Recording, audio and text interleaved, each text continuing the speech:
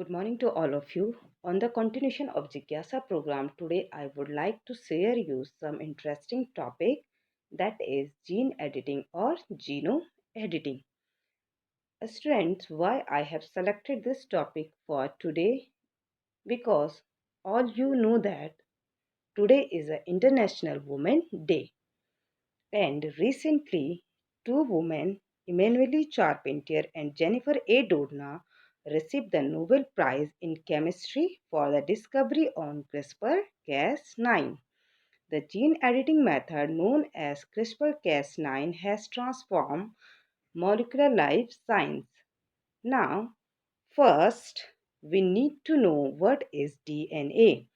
DNA stands for deoxyribonucleic acid. DNA contains genetic material and it is located in nucleus of the cell. Here you can see this is a cell, and in the center of this cell nucleus is present, and inside the nucleus chromosomes are present.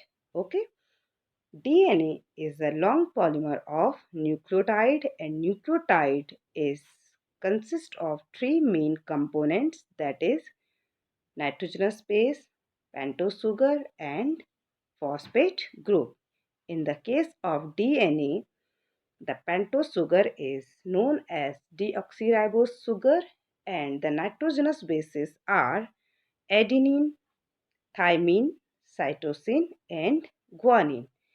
Adenine always pair with thymine with the 2 hydrogen bond, and cytosine always pair with guanine with the 3 hydrogen bond.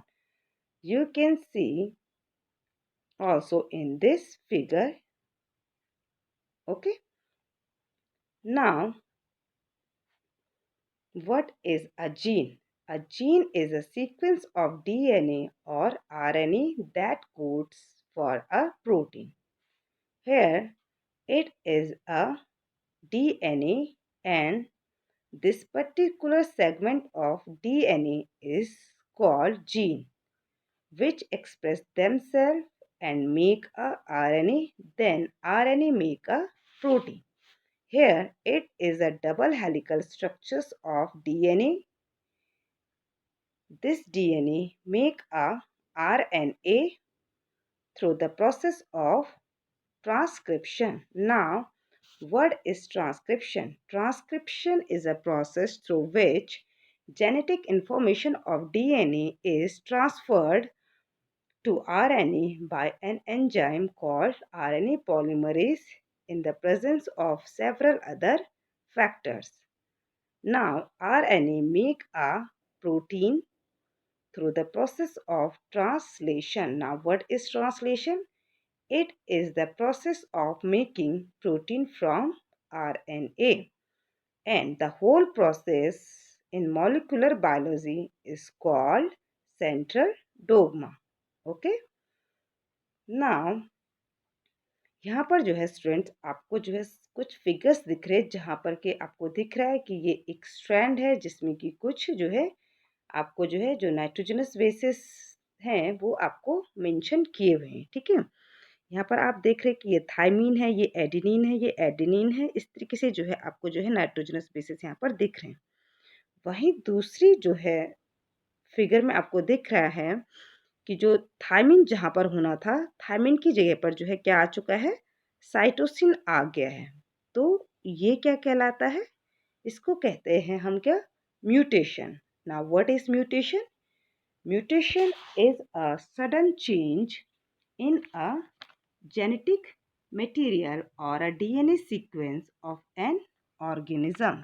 Okay? अब इसी mutations को जो है आप जो है यहाँ पर इन दो सेंटेंसेस के द्वारा भी समझ सकते हैं। जैसे कि फर्स्ट सेंटेंस है, I am now talking about mutation, और दूसरा सेंटेंस में एक अल्फ़ाबेट के चेंज होने से डब्लू की जगह पे टी होने से जो सेंटेंस है उसका पूरा मीनिंग चेंज हो गया है।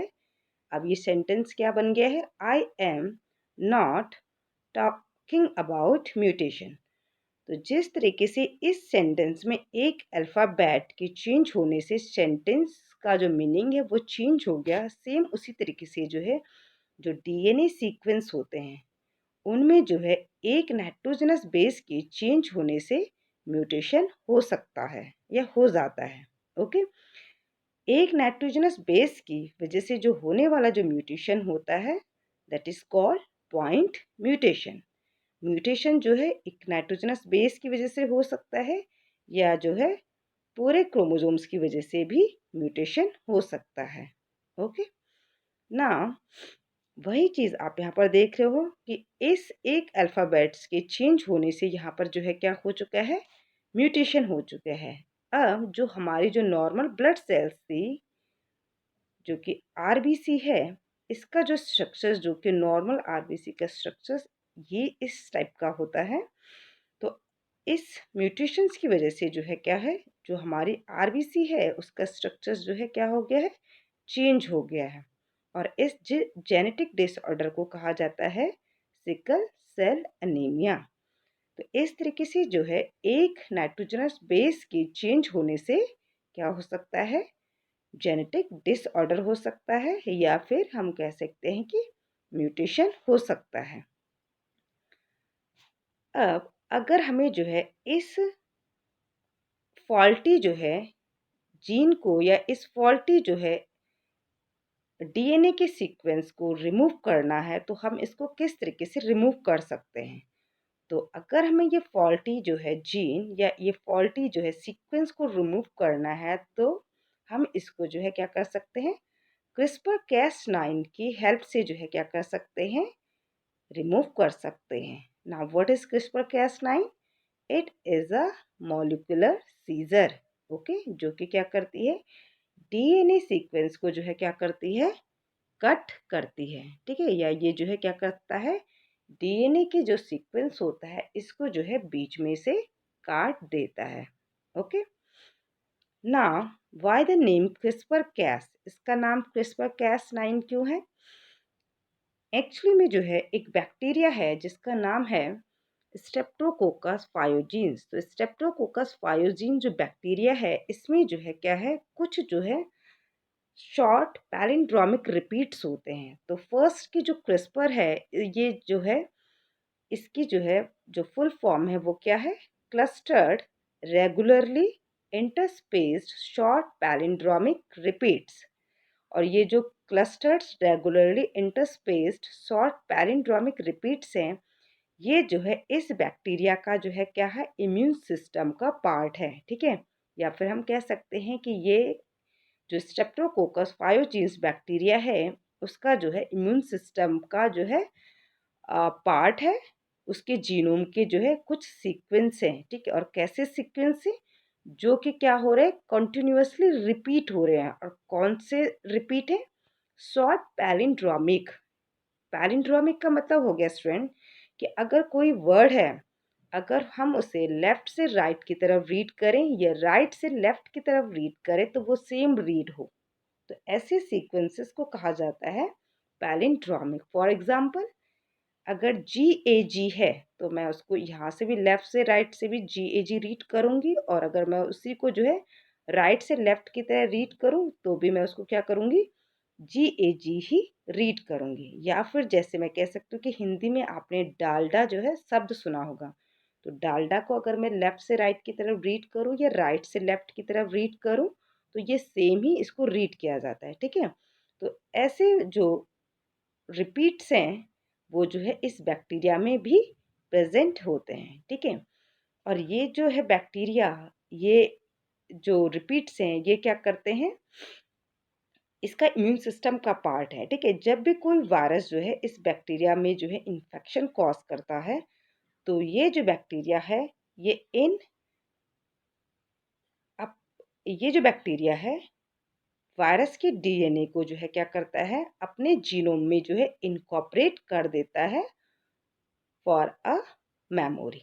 ठीक है, तो ये जो है क्रिस्पर क्या है, बैक्टीरिया का जो है एक इम्यून सिस्टम का जो है क्या है, पार्ट है जो कि उसको वायरल इन्फेक्शन से जो है क्या करता है, बचाता है। ठीक है, नाउ यहाँ पर आपको जो है एक फिगर दिख रहा है, ये आपका जो है क्या है, एक वायरस है जो कि क्या है आपका बैक्टीरियोफाज वायरस है, जो कि बैक्टीरिया में जो है क्या करता है, इन्फेक्शन कॉज करता है। अब ये जो वायरस है ये क्या करता है, अपना जो जेनेटिक मटेरियल है उसको बैक्टीरिया सेल के अंदर इंसर्ट करा देता है।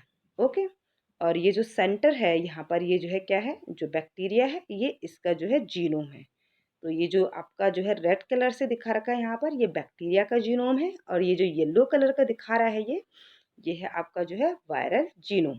ठीक है, नेक्स्ट पिक्चर में आप देख रहे हो कि जो वायरस था इसने अपना जीनोम जो है बैक्टीरिया सेल के अंदर जो है ऑलमोस्ट इंसर्ट कर दिया है, और अब ये जो है क्या होगा, बैक्टीरिया के जीनोम के साथ जो है क्या हो जाएगा, इनकॉर्पोरेट हो जाएगा। ओके, इस फिगर में आप देख रहे हो कि जो वायरल जो डीएनए था वो जो है बैक्टीरिया डीएनए के साथ जो है इनकॉर्पोरेट हो चुका है। तो ये जो रेड कलर का आपको दिखा रखा है ये है आपके रिपीट सीक्वेंसेस, जिनको कि क्या कहा मैंने, शॉर्ट पैलिंड्रोमिक रिपीट्स कहा। तो ये शॉर्ट रेड कलर से जो यहाँ पर मेंशन है ये शॉर्ट पैलिंड्रोमिक रिपीट्स हैं, और इसके बीच में जो है बैक्टीरिया क्या करता है, वायरस का जो डीएनए है उसको जो है इनकॉर्पोरेट कर देता है। तो ये वायरल डीएनए है, और ये जो है आपका जो है बैक्टीरियल का जो है, बैक्टीरिया का जो है पैलिंड्रोमिक रिपीट्स है। ओके, अब जो क्रिस्पर कैस 9 है ये किस तरीके से जो है क्रिस्पर एसोसिएटेड प्रोटीन बनाता है, या फिर किस तरीके से जो है ये बैक्टीरिया जो है अपने आप को जो है वायरस के इन्फेक्शन से बचाता है। तो यहाँ पर आप देख रहे हो कि ये एक जो है क्या है, बैक्टीरिया सेल है। ठीक है, ये जो है क्या है, एक बैक्टीरिया सेल है, जो कि यहाँ पर मेंशन है प्रोकैरियोटिक सेल, प्रोकैरियोटिक सेल यानी बैक्टीरिया सेल। ठीक है, यहाँ पर जो है ये बैक्टीरियोफाज है जो कि क्या कर रहा है, अपना जेनेटिक मटेरियल जो है इंसर्ट करा रहा है, या जो है जो कि क्या कर रहा है, बैक्टीरिया में जो है इन्फेक्शन कर रहा है। तो इसने अपना जेनेटिक मटेरियल जो है क्या कर दिया, बैक्टीरिया सेल के अंदर इंसर्ट कर दिया है। देन उसके बाद आप देख रहे हो कि जो ये रेड कलर का जो है इन्होंने वायरल का जो है क्या, वायरस का जो है क्या दिखा रखा है, डीएनए दिखा रखा। तो ये जो वायरस का डीएनए है, बैक्टीरिया ने जो है इसका जो डीएनए था इसको जो है अपने जीनोम के साथ जो है इनकॉर्पोरेट कर दिया यहाँ पर, ये रेड कलर का। ठीक है, और ये ब्लैक कलर का जो है ये इसके जो है बैक्टीरिया के जो है शॉर्ट पैलिंड्रोमिक रिपीट्स है। तो ये शॉर्ट पैलिंड्रोमिक रिपीट्स के बीच में जो है इस बैक्टीरिया ने जो है वायरस का जो जीनोम था उसको इनकॉर्पोरेट कर दिया है। ओके, अब ये बैक्टीरिया जो डीएनए है ये क्या करेगा, ट्रांसक्रिप्शन करेगा, और ट्रांसक्रिप्शन से क्या होगा, आरएनए बनेगा। अब क्योंकि ये जो है क्रिस्पर लोकस है, क्योंकि यहाँ पर क्रिस्पर इसको हम क्या पढ़ते हैं, क्रिस्पर ही कहते हैं। ठीक है, क्यों, clustered regularly interspace short palindromic repeats यहाँ पर प्रेजेंट है ना, तो इसलिए हम इसको कह सकते हैं क्रिस्पर लोकस है। अब ये क्रिस्पर जीन जो है जब एक्सप्रेस करेगा तो ये क्रिस्पर आरएनए बनाएगा। तो यहाँ पर इसने क्या किया है, ट्रांसक्रिप्शन की, और ट्रांसक्रिप्शन की हेल्प से जो है जो बैक्टीरिया है उसने क्रिस्पर आरएनए यहाँ पर बनाया है। अब ये क्रिस्पर आरएनए जो है बन चुका है इस बैक्टीरिया में। अब नेक्स्ट टाइम जब जो है क्या होता है, ये बैक्टीरियोफाज फर्दर जो है इस बैक्टीरिया में जो है इन्फेक्शन कॉज करता है, तो ये अपना जेनेटिक मटेरियल क्या करता है, बैक्टीरिया के अंदर या बैक्टीरिया सेल के अंदर इंसर्ट करता है। तो नेक्स्ट टाइम क्या होता है कि जो क्रिस्पर आरएनए है ये क्या हो जाता है, जो वायरल डीएनए है इसके साथ जो है क्या कर देता है, कॉम्प्लीमेंट्री बना लेते हैं। तो ये कॉम्प्लीमेंट्री जैसे जो है वायरल डीएनए के साथ बनाता है, तो जो क्रिस्पर आरएनए है ये क्या बनाएगा, Cas9 प्रोटीन बनाएगा। ठीक है, क्योंकि जो आरएनए है वो क्या करेगा, प्रोटीन बनाएगा। तो अब इस क्रिस्पर आरएनए जो है, पहले तो ये क्रिस्पर आरएनए क्या हुआ, जो वायरल डीएनए है इसके साथ इसने कॉम्प्लीमेंट्री बनाया। देन ये क्रिस्पर आरएनए से जो है क्या बनी थी, आपकी जो है Cas9 प्रोटीन बनी थी। तो ये जो क्रिस्पर कैस कॉम्प्लेक्स है ये क्या करेगा, इस वायरल डीएनए को क्या कर देगा, छोटे छोटे सेगमेंट्स में तोड़ देगा, या उसको छोटे छोटे सेगमेंट्स में जो है काट देगा, जिससे कि जो वायरल डीएनए है वो क्या हो जाएगा, डिस्ट्रॉय हो जाएगा। और इस तरीके से जो है ये जो बैक्टीरिया है जिसको हमने क्या कहा, स्ट्रेप्टोकोकस पायोजीन्स, ये अपने आप को जो है वायरल इन्फेक्शन से बचाता है। ओके, सेम चीज़ जो है आप जो है इस स्लाइड में भी देख सकते हैं कि ये बैक्टीरियोफाज है। ये बैक्टीरियोफाज का डीएनए है जो कि यहाँ पर आपको येलो कलर का जो है दिख रहा है कि जो बैक्टीरिया है इसने जो है इस वायरल के जो है डीएनए को जो है क्या कर दिया है, अपने जो है क्रिस्पर लोकस पर जो है इसको इनकॉर्पोरेट कर दिया है।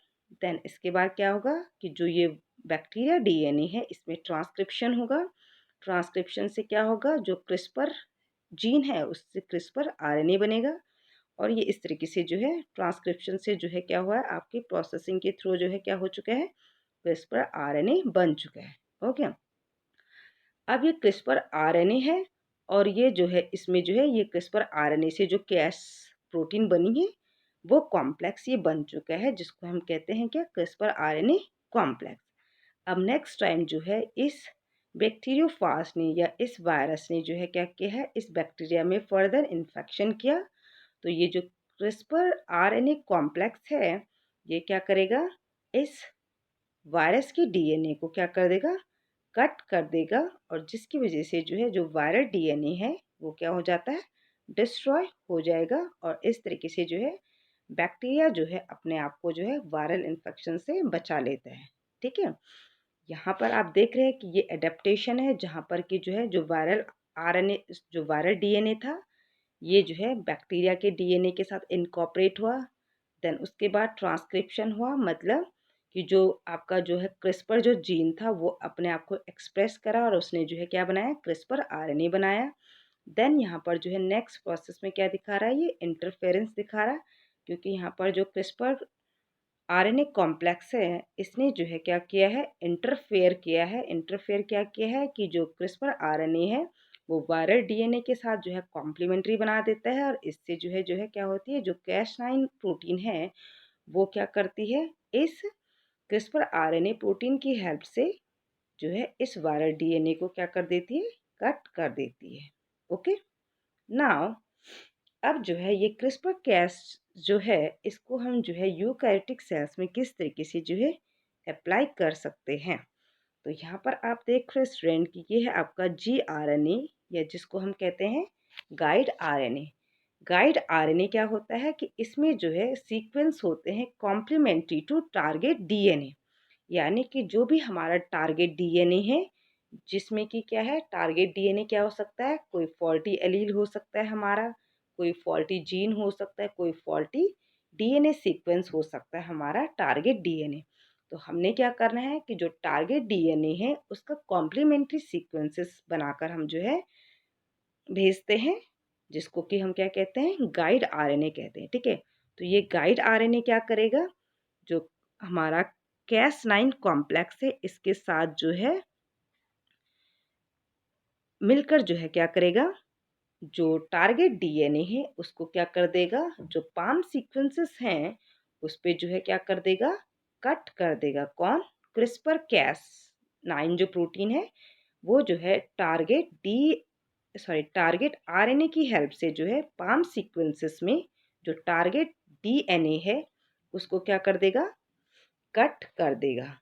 ठीक है, तो इससे क्या होगा कि जो हमारा फॉल्टी जो सीक्वेंस था या जो फॉल्टी डीएनए का जो पार्ट था वो क्या हो जाएगा, रिमूव हो जाएगा और उसकी जगह पे जो हमने गाइड आरएनए भेजा था वो क्या बना देगा, कॉम्प्लीमेंट्री बना देगा। तो इस तरीके से जो है हम यूकैरियोटिक सेल्स में क्या कर सकते हैं कि जो हमारा टारगेट डीएनए है उसको हम जो है क्या कर सकते हैं, रिमूव कर सकते हैं with the help of guide RNA and Cas nine protein.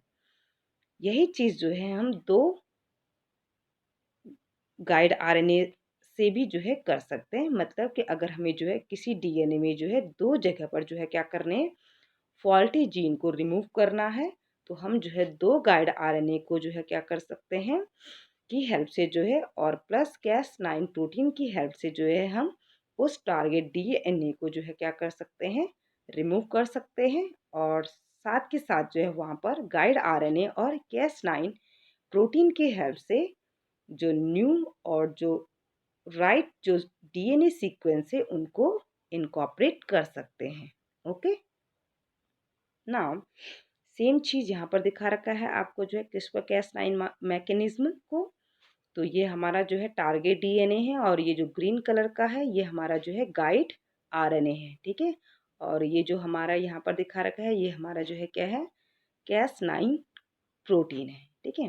तो ये सेम फंक्शन वही करेगा कि जो हमारा टारगेट डीएनए है उसके जो पाम सीक्वेंसेस होंगे वहाँ पर जो है कट लगाएगा और देन जो है जो टारगेट डीएनए था उसको जो है रिमूव करेगा और उसकी जगह पर जो है जो हमने राइट सीक्वेंसेस भेजे हैं उनको इनकॉर्पोरेट कर देगा। ओके, नाउ अब इसकी एप्लीकेशन की बात करते हैं कि हम जो जीन एडिटिंग जो हम पढ़ रहे हैं इसकी क्या क्या एप्लीकेशंस हो सकते हैं, हम इसको कहाँ कहाँ पर जो है अप्लाई कर सकते हैं। फर्स्ट है gene editing in human for genetic disorder. सबसे बड़ा जो हमें इस क्रिस्पर कैस9 का जो एडवांटेज मिला है वो क्या है कि हम कोई भी जो जेनेटिक डिसऑर्डर है उसमें जो है क्या कर सकते हैं, जीन एडिटिंग कर सकते हैं with the help of CRISPR Cas nine, ठीक है। तो हम क्या कर सकते हैं, किसी भी अगर पर्सन को जो है जेनेटिक डिसऑर्डर है तो हम उनके जो है जो फॉल्टी जो सीक्वेंस है या जो फॉल्टी जो जीन है उसको रिमूव कर सकते हैं, ठीक है, with the help of CRISPR Cas nine. Next है कि in pets and animals for disease resistant designer animal. अगर पेट्स और जो एनिमल्स हैं उनको हम क्या कर सकते हैं, किसी पर्टिकुलर डिजीज से रेजिस्टेंस कर सकते हैं या फिर हम जो है डिजाइनर एनिमल्स भी इससे क्या कर सकते हैं, बना सकते हैं।